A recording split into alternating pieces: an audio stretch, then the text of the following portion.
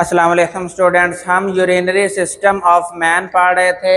इसमें आज हमारा लास्ट लेक्चर है किडनी फेलियर, यानी जब किडनी अपना फंक्शन प्रॉपर जो फंक्शन उसे अलाट है वो करना छोड़ दे ही तो उसे हम कह देते हैं किडनी फेलियर।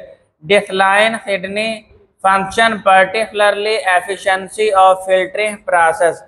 किडनी का काम है वो ब्लड हो फिल्टर करे, फिल्टर करने के बाद उसमें जो नाइट्रोजनस वेस्ट मटेरियल है उसे ब्लड से अलहदा करे और थ्रू यूरिनेशन पेशाब के जरिए जिस्म से बाहर भेज दे और पीछे जो ब्लड बचता है वो साफ हो जाए।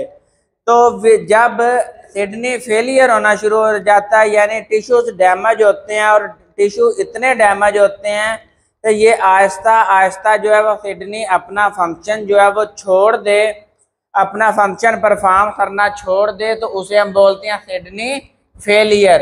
अब किडनी फेलियर ही वजह क्या बनती है? किडनी फेलियर ही वजह बनती है पैथोलॉजिकल और केमिकल फैक्टर। पैथोलॉजिकल यानी कोई जरासीम इंटर हुआ है, कोई पैथोजन इंटर हुआ है, उसने इन्फेक्शन कर दिया, टिश्यूज डैमेज होते होते इतने डैमेज हुए तो उसने किडनी है जो फंक्शन है वो प्रॉपर फंक्शन जो है उसने छोड़ दिया। तो इसे भी ये भी एक वजह है। दूसरे नंबर पर केमिकल फैक्टर्स। आप केमिकल जो है वो परसिस्टेंटली यूज कर रहे हैं, बहुत लंबा अरसा यूज करते हैं जिससे साइड इफेक्ट हैं, उसके वजह से किडनी का कोई पार्ट डैमेज हो जाता है। अब किडनी दो तरह से फेल होती है, या तो वो अपना कोई उसका पार्शियल पार्ट जो है यानी उसका जुजवी तौर पर कोई चीज़ जो है वो डैमेज हो जाती है। मसलन उसके तीन रीजन है, रीनल कॉर्टेक्स, रीनल मेडुला और रीनल पेल्विस। इन तीन हिस्सों में से कोई हिस्सा जो है वो डैमेज हो जाता है जिसकी वजह से उस हिस्से का फंक्शन जो है वो परफॉर्म होना बंद हो जाता है। ये भी किडनी फेलियर में आता है। और किडनी फेलियर जो है वो आहिस्ता आहिस्ता इतनी हो जाए है पूरा किडनी जो है वो अपना फंक्शन परफॉर्म करना छोड़ दे तो उसे हम बोलते हैं किडनी फेलियर। अब पैथोलॉजिकल और केमिकल फैक्टर करते हैं डिस्ट्रक्शन ऑफ नेफ्रॉन। नेफ्रॉन है जो ग्लोमेरुलस पार्ट है, नेटवर्क ऑफ कैपिलरीज है, इसे तोड़ देते हैं, तबाह कर देते हैं। जब डिस्ट्रक्शन ऑफ ग्लोमेरुलस हो जाता है, अब एफिरेंट आर्ट्रियोल और इफरेंट आर्ट्रियोल ना तो ब्लड इसमें इंटर होता है बोमेन कैप्सूल में और ना यहाँ पे साफ होने के बाद लीव होता है। क्योंकि यूरिन फॉर्मेशन में पेशाब बनने में जो पहला स्टेप फिल्ट्रेशन है वो होता ही बोमेन कैप्सूल में है। तो जब बोमेन कैप्सूल में ग्लोमेरुलस जो है वो टूट जाए तो अब ना तो ब्लड इंटर होता है, ना साफ होता है, ना ब्लड वापस पूरे जिस्म में जाता है। ग्लोमेरुलस के तबाह होने की वजह से वो जो नाइट्रोजनस वेस्ट अलहदा नहीं ना होता ब्लड से, वो बल्कि ब्लड में ही रहता है। जब वो ब्लड में ही रहता है तो ब्लड में जो है प्लाज्मा का लेवल बढ़ना शुरू हो जाता है। आपको पता है ब्लड में जो ब्लड प्लाज्मा हिस्सा है इसके अंदर water, salts, inorganic ions, organic molecules, ये सारे ही सारे जो मिल है जो है वो ब्लड का प्लाज्मा बनाते हैं। तो यहाँ पर नाइट्रोजनस वेस्ट जो होते हैं वो ब्लड है प्लाज्मा में बढ़ना शुरू हो जाते हैं। साफ तो हो नहीं रहा ब्लड, नाइट्रोजनस वेस्ट मटेरियल जो है वो यूरिन में जा तो रहा नहीं है तो वो फिर प्लाज्मा में बढ़ना शुरू हो जाता है। जब प्लाज्मा में बढ़ता है तो उसकी वजह से ब्लड प्रेशर हाई हो जाता है और अनीमिया। तो इस तरह ही जो डिस्टर्बेंस, जो डिसऑर्डर्स, डिजीजेस पैदा होती हैं जैसे ब्लड प्रेशर है ज़्यादा हो जाना, वो भी नाइट्रोजनस वेस्ट मटेरियल है ब्लड प्लाज्मा में ज़्यादा होने से होता है। अनीमिया, डेफिशिएंसी ऑफ ब्लड जो है ये भी इसी वजह से होता है। तो ये एज ए शॉर्ट क्वेश्चन आता है कि पैथोलॉजिकल और केमिकल फैक्टर्स की वजह से ब्लड में जो है वो नाइट्रोजनस वेस्ट मटेरियल कैसे बढ़ता है। तो जब ग्लोमेरुलस टूट जाएगा तो नाइट्रोजनस वेस्ट मटेरियल जो है वो ब्लड से अलहदा नहीं होते, इस वजह से जो है वो ब्लड प्लाज्मा में जो है वो नाइट्रोजनस वेस्ट मटेरियल बढ़ना शुरू हो जाता है। इसका नतीजा है निकलता है, रिजल्ट है बनता है, तो रिजल्ट में ब्लड प्रेशर हाई हो जाता है, अनीमिया होना शुरू हो जाता है। Chronic renal failure, irreversible deterioration in renal function. इसमें इरिवर्सिबल यानी जब आप टिश्यूज डैमेज होना शुरू हो जाएं, जिसकी वजह से रीनल फेलियर की तरफ जो है वो आहिस्ता आहिस्ता इंसान जाना शुरू कर दे, तो अब उन टिश्यूज को दोबारा रिपेयर ना किया जा सके, उन टिश्यूज को दोबारा फंक्शनल ना किया जाए, तो अब वो इरिवर्सिबल यानी पहले तो वो डैमेज होते रहे हैं, अब रिवर्स का मतलब है दोबारा टिश्यूज को रिपेयर करना, लेकिन ये इरिवर्सिबल चेंज है मतलब है यानी एक दफ़ा टिश्यूज डैमेज हुए हैं तो अब जो है वो दोबारा उन्हें रिपेयर ना किया जाए, उन्हें दुरुस्त ना किया जाए, उन्हें फंक्शनल ना किया जाए, तो ऐसी जो तबाही है उसे हम बोलते हैं क्रोनिक रीनल फेलियर। क्रोनिक का मतलब होता है दाहिमी, जब आपको शुरू में ना पता चले और वो बीमारी पुरानी होती जाए, पुरानी होती जाए यानी काफ़ी लंबे अरसे से हो जाए, तो फिर उस बीमारी को हम कह देते हैं ये दाहिमी बीमारी है, यानी इसे इनिशियल स्टेजेस में पता नहीं चला, अब ये बीमारी बढ़ते बढ़ते अपने एक लेवल पे, आखिरी लेवल पे पहुंच चुकी है, अब ये बीमारी दाहिमी हो चुकी है। Chronic renal failure, end stage renal disease ESRD and uraemia. Uraemia या एंड स्टेज उसे बोलते हैं जब आपका किडनी जो है वो बिल्कुल फंक्शन परफॉर्म करना छोड़ दे, एंड वाली स्टेज आ जाए, यानी जहां पे डॉक्टर जाके कह देते हैं भाई हमारी तरफ से जवाब है, अब यहाँ किडनी ट्रांसप्लांट होगा या फिर डायलिसिस की तरफ चले जाएं, तो वो वाली स्टेज जो होती है and stage of renal failure. अब ये अचानक जो है वो सडनली किडनी फेलियर नहीं होता, बल्कि टिश्यूज डैमेज होते होते जब 100% टिश्यूज डैमेज हो जाए, अपना फंक्शन परफॉर्म करना छोड़ दें, तो तब ये and stage of renal disease आती है, या जिसका दूसरा नाम है यूरेमिया।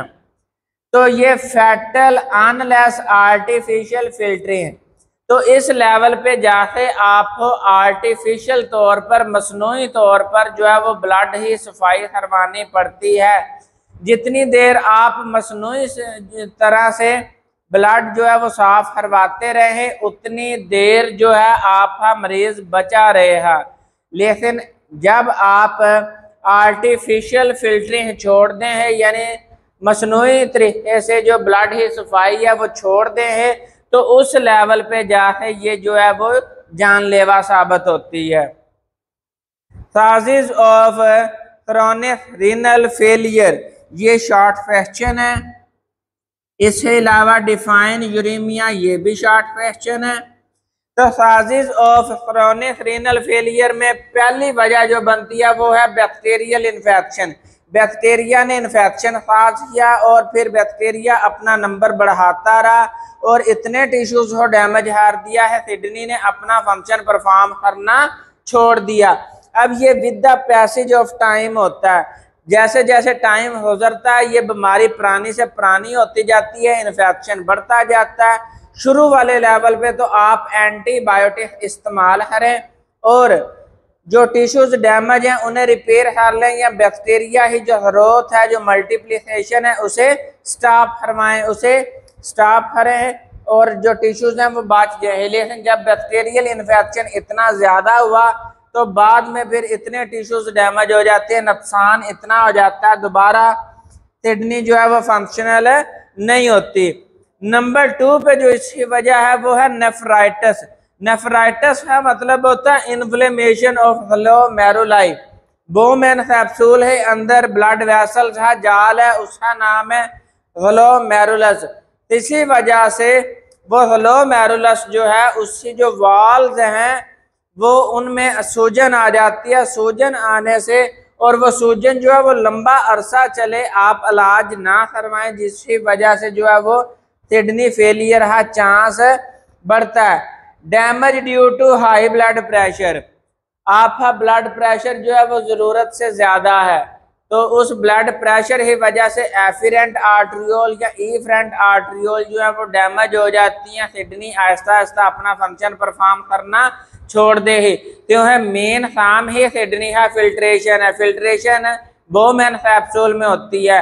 जब एफिरेंट आर्टरियोल से ब्लड इंटर होता है, इफरेंट से लीव होता है, तो उस दौरान जब ब्लड प्रेशर हाई होने की वजह से जो है उसकी दीवारें डैमेज हो जाएं तो वहां पे फिल्ट्रेशन होना जो है वो पॉसिबल नहीं रहता। डायबिटीज मिलाइटिस, डायबिटीज मिलाइटिस की वजह से भी जो है वो किडनी फेलियर होता है।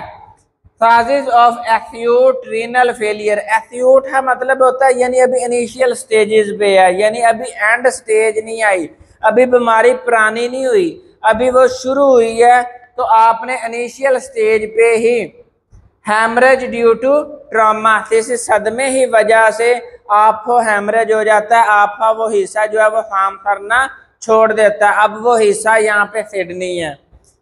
उसके बाद है वॉमिटिंग, आपको उल्टियाँ आती हैं, हर इनिशियल स्टेजेस पे हैं। डायरिया, आपको पेचिस लग जाते हैं। किडनी स्टोन, किडनी के अंदर पथरी बनना शुरू हो जाएगी। डाईयूरेसिस, आपको डाईयूरेसिस हो जाएगा। स्वेटिंग, पसीना आना शुरू हो जाएगा। सीवियर नेफ्राइटिस, आपके ग्लोमेरुलस में सूजन जो है वो जरूरत से ज्यादा होनी शुरू हो जाएगी। Obstruction of ureter, urethra, urinary bladder, इन तीनों हिस्सों के जो सेल्स होते हैं उन्हें अंदर ऑब्स्ट्रक्शन है मतलब टूटना शुरू हो जाए, उन्हें डैमेज होना शुरू हो जाए, इन्फेक्शन होना शुरू हो जाए। ये शुरू वाली अलामात है। लेकिन जब आप शुरू वाली अलामात पे इलाज नहीं होता तो फिर एंड स्टेज और फिर क्रोनिक रीनल फेलियर आ जाता है।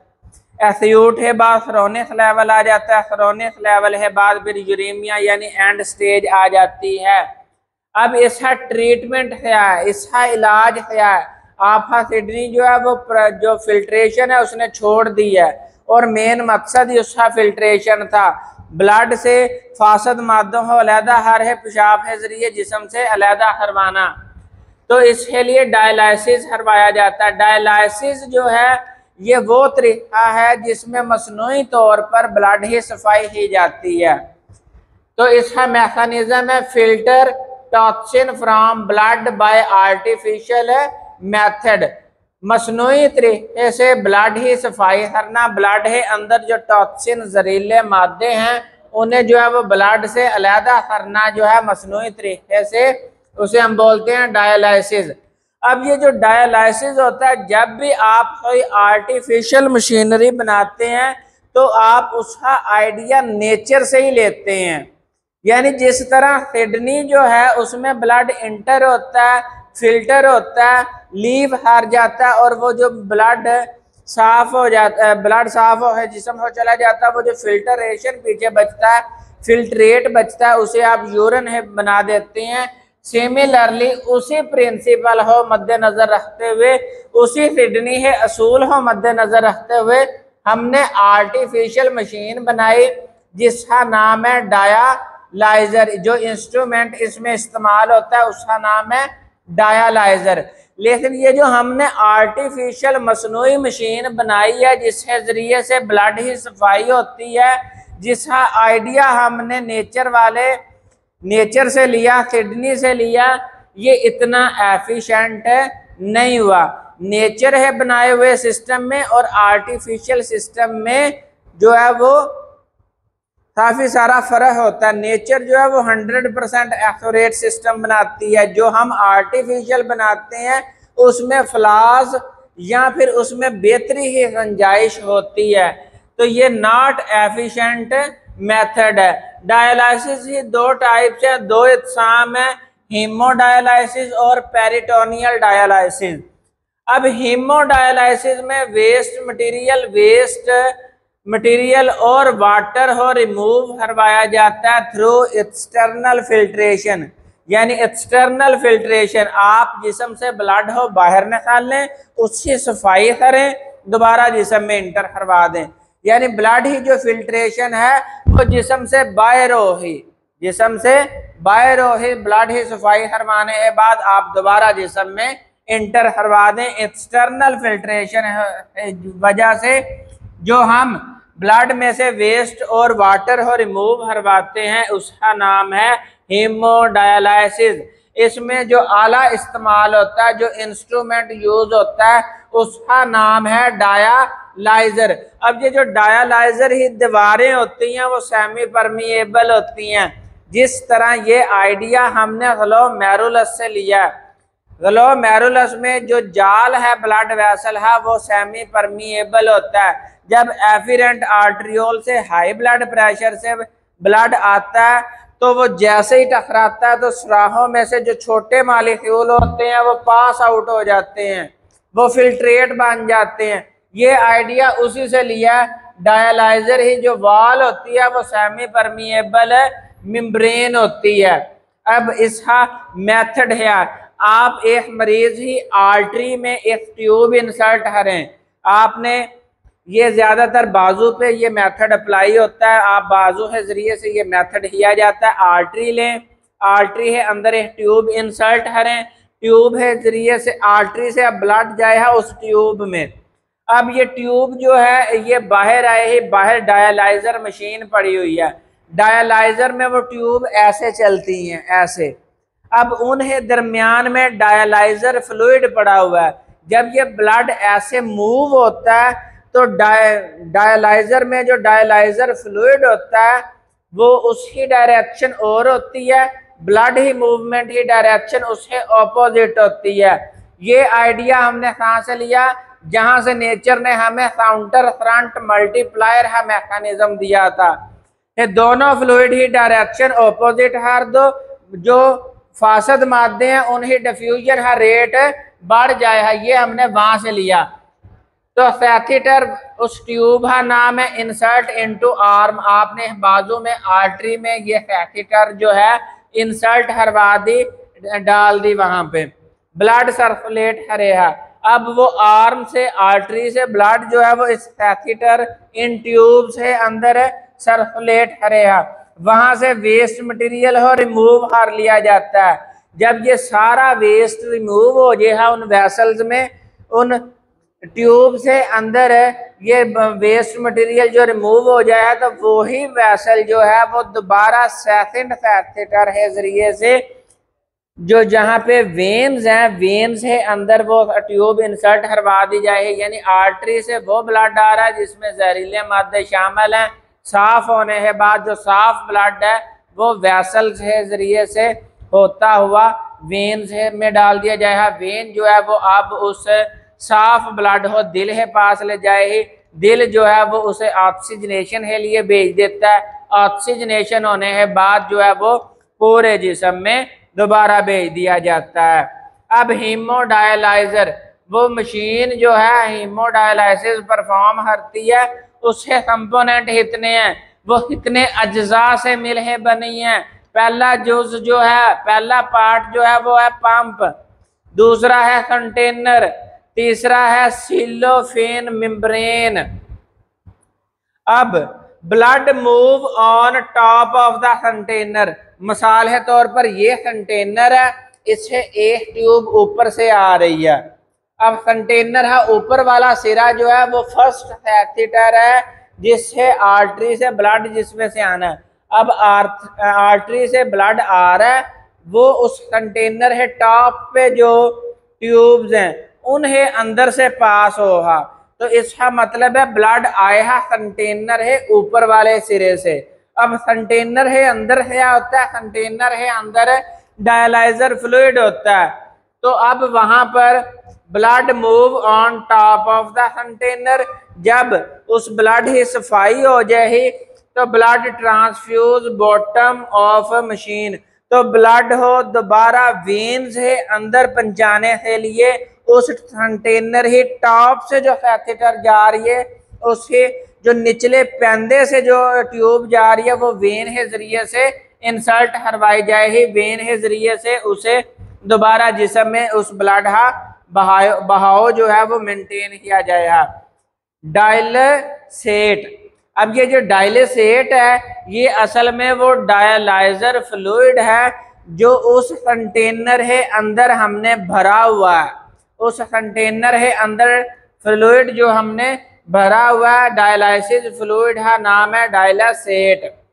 ये डायलासेट जो होता है ये हमने बॉटम से पहचाना, क्योंकि ब्लड टॉप से आ रहा था, जिस्म से ब्लड टॉप से आ रहा है कंटेनर से, हमने पैंदे से कंटेनर वाली साइड से जो है फ्लूइड देना है। अब कंटेनर से नीचे से ऊपर जाए है फ्लूइड, ऊपर से नीचे आए है ब्लड, तो दोनों ही डायरेक्शन जो है वो काउंटर फ्रंट मल्टीप्लायर पे पूरा उतरती है। जब दोनों ही डायरेक्शन चेंज हो जाए ही, ऑपोजिट हो जाए ही, इसकी वजह से rate of diffusion of nitrogenous waste material ज्यादा हो जाए। अब डायलाइजर फ्लूइड में, जिसे आपने नाम दिया डायलासेट, इसमें ज्यादा से ज्यादा फासद मादे जो है वो शिफ्ट हो जाए, ब्लड साफ हो जाए, ब्लड साफ हो है उस कंटेनर है पैंदे से जो है वो शिफ्ट हो जाए, और ये फ्लूइड जो है वो टॉप ऑफ द मशीन निकाल लिया जाता है, क्योंकि टॉप ऑफ द ब्लड तो टॉप ऑफ द कंटेनर तो ब्लड आ रहा है, ये नीचे से जा रहा है, ब्लड ऊपर से आ रहा है, ब्लड नीचे से पैंदे से शिफ्ट करवा दिया जाए है जानदार में, और ये नीचे से जा रहा है तो ये ऊपर से जो है वो डायलाइजर फ्लूइड जो है या डायलासेट जो है वो अलहदा कंटेनर में डाल दिया जाएगा।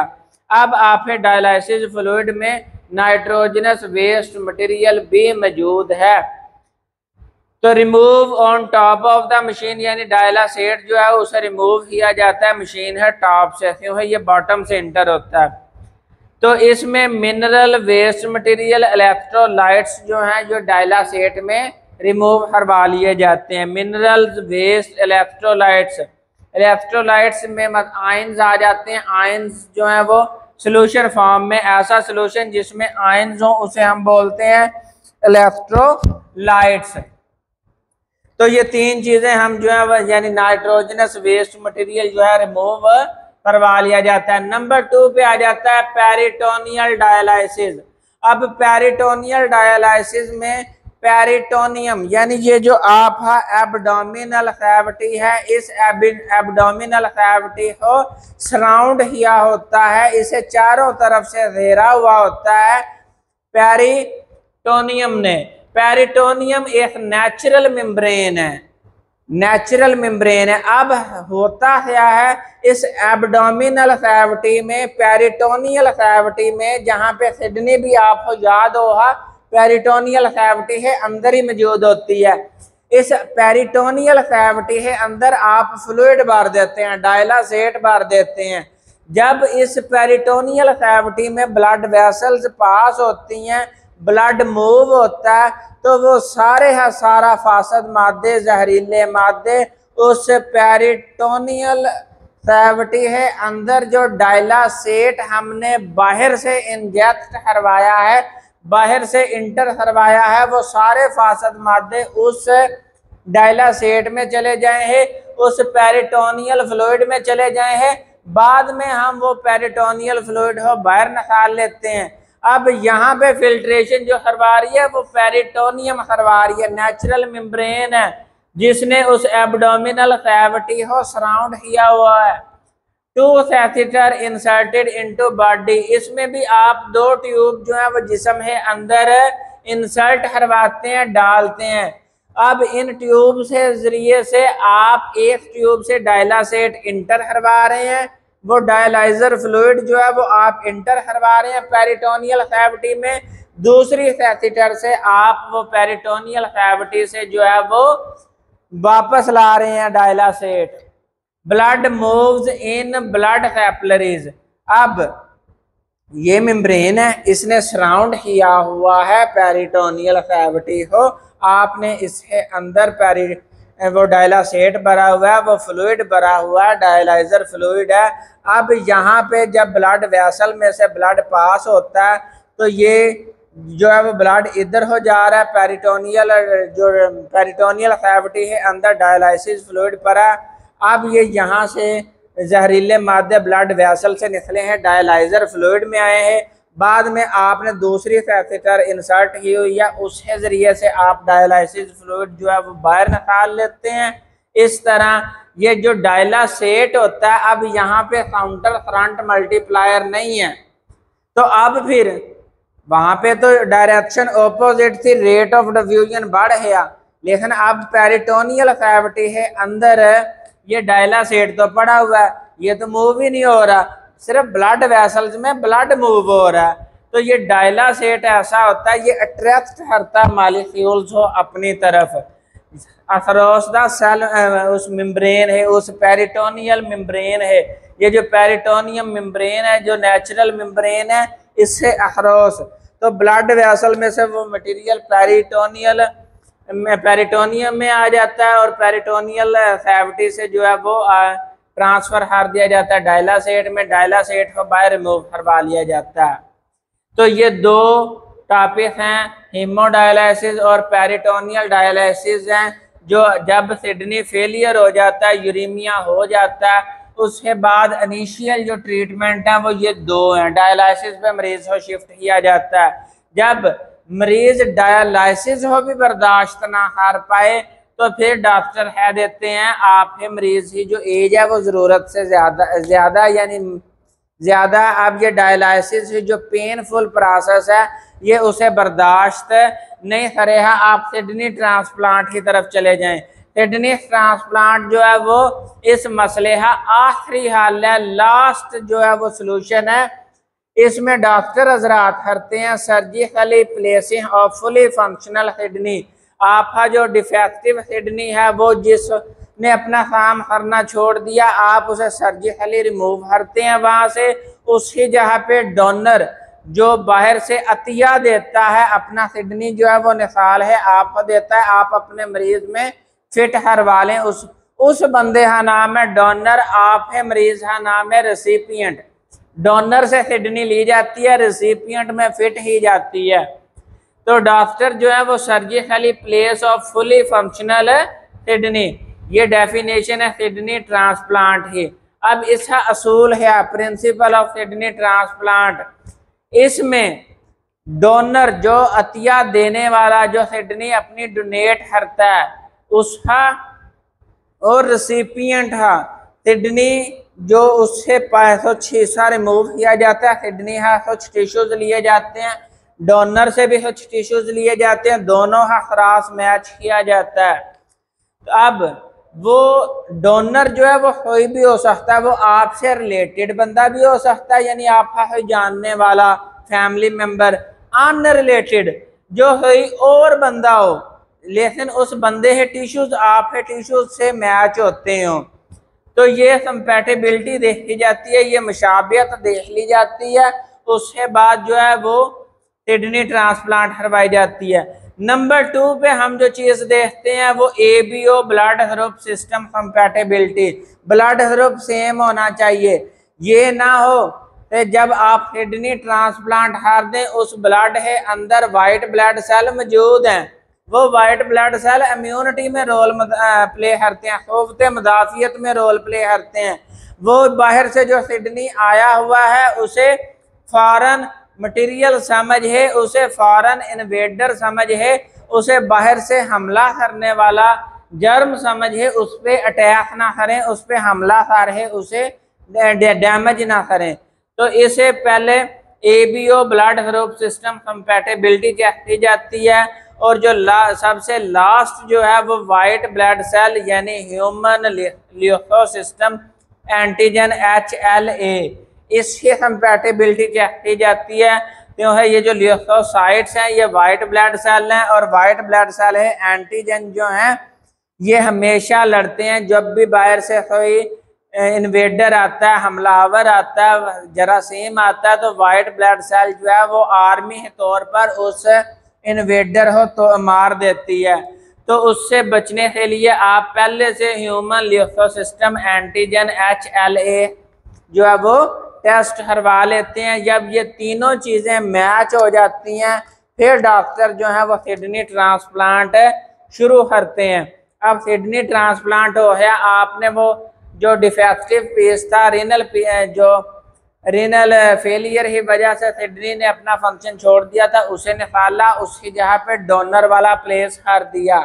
अब ये उस रेसिपिएंट के लिए फॉरेन मटेरियल है, बाहर से आया हुआ है, अब जिस्म है वो पहले से हिस्सा है ही नहीं, तो अब जो चीज बाहर से इंटर होती है, वाइट ब्लड सेल जो है उस पर हमलावर है, उससे सत्यानाश फेर देता है। तो रिजेक्शन का डर होता है पहला, तो आप ही बॉडी उस फॉरन किडनी हो, उस बाहर से आने वाली किडनी हो, रिजेक्ट ना हार दे, यही ना कह दे है भाई ये मेरे जिस्म का हिस्सा नहीं है, मार दो। तो इस रिजेक्शन, ये पहले प्रॉब्लम जो है वो रिजेक्शन है। दूसरा, आप इस रिजेक्शन से बचने के लिए एंटीबायोटिक या आप मेडिसिन लेते हैं साइक्लोस्पोरीन। अब ये साइक्लोस्पोरीन जो है ये आप कंटिन्यूसली इस्तेमाल कर रहे हैं, वो बंदा 10 साल जिए, वो 15 साल जिए, 25 साल जिए, जितने भी साल जिए, अब साइक्लोस्पोरीन लेता रहे है। अब साइक्लोस्पोरीन लेता रहे है, जाहिर बात है एक मेडिसिन जो है वो आप ज़रूरत से ज़्यादा ओवरडोज कर रहे हैं, ज़रूरत से ज़्यादा इस्तेमाल कर रहे हैं, तो उससे अपने भी साइड इफ़ेक्ट हैं। उन साइड इफ़ेक्ट का भी असर जो है वो आपके जिस्म पे पड़ता है। अब रिजेक्शन से बचने के लिए डॉक्टर से पास जो है वो आप ही डोज में आप ही जो मेडिकेशन है उसके अंदर स्टीरॉइड्स ऐड करना शुरू कर देता है। अब स्टीरॉइड्स जो हैं वो आपके जिस्म हो, उस किडनी हो, रिजेक्शन से तो बचाते हैं, आपका इम्यून सिस्टम जो है वो उस किडनी हो एक्सेप्ट तो हर लेता है, लेकिन जो आप ही डोज है, आप ही जो मेडिकेशन है उसके अंदर स्टीरॉइड ही कंसंट्रेशन है ज़्यादा है, लेकिन ये स्टीरॉइड भी जो है वो जिस्म पे असर डालते हैं। तो अब ये भी एक साइड इफेक्ट है। अब साइक्लोस्पोरीन ये सप्रेस करती है इम्यून सिस्टम हो, आप इम्यून सिस्टम हो ये बताती ही नहीं है ये फॉरेन मटेरियल है, जब ये बताए ही नहीं, उसके पास ये मैसेज जाता ही नहीं है, ब्रेन हो पता ही नहीं है कि मैंने वाइट ब्लड सेल हो भेजना है, फॉरेन मटेरियल आया, ना ये ब्रेन है पास मैसेज जाने देती है, ना ब्रेन जो है वो वाइट ब्लड सेल हो भेजता है, ना वाइट ब्लड सेल जो है उस किडनी है टिश्यूज हो डैमेज करते हैं, जिसकी वजह से वो ऑर्गेनिज्म जो है वो सर्वाइव करता है, किडनी रिजेक्शन से बच जाता है। लेकिन ये मेडिकेशन फिर अब वो बंदा 10 साल जिए, 15 साल जिए, 20 साल जिए, 25 साल जिए, यानी उस किडनी ट्रांसप्लांट है बाद वो जितने साल मर्जी जिए जो, लेकिन उस दौरान वो साइक्लोस्पोरीन लेता है। जिस लेवल पे भी वो जाके साइक्लोस्पोरीन हो इस्तेमाल छोड़ दे, साइक्लोस्पोरीन का जो इस्तेमाल है उसे छोड़ दे, वहीं पे जाके आपका नर्वस सिस्टम एक्टिवेट हो जाएगा, वो फॉरेन मटेरियल हो पहचान जाएगा, वाइट ब्लड सेल हो भेज देगा, वो टिश्यूज हो डैमेज करेगा और आपका किडनी रिजेक्शन हो जाएगा। जब किडनी रिजेक्शन होता है तो वो दोबारा किडनी ट्रांसप्लांट पे लेवल पे दोबारा चला जाता है, अब डेथ होने के भी चांसेस होते हैं। तो यहाँ पर बेटा हमारे यहाँ पे ये जो साजिश हैं ये शॉर्ट क्वेश्चन के तौर पे पूछा जाता है, एक्यूट और क्रोनिक।